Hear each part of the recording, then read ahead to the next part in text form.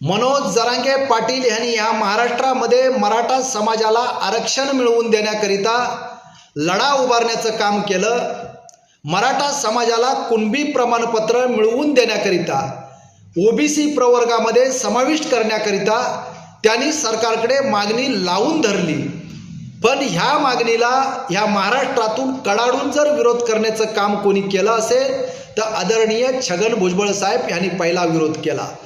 मनोज जरांगे पाटील यांचे जितके मोर्चे निघाले त्या मोर्चांच्या विरोधात प्रति मोर्चे छगन भुजबळ साहेब यांच्या नेतृत्वात या महाराष्ट्रामध्ये झाले आणि आज ते छगन भुजबळ साहेब सांगतायत मनोज जरांगे पाटील यांचा जो लढा आहे तो आमच्या विरोधात नाही, सरकारच्या विरोधात आहे।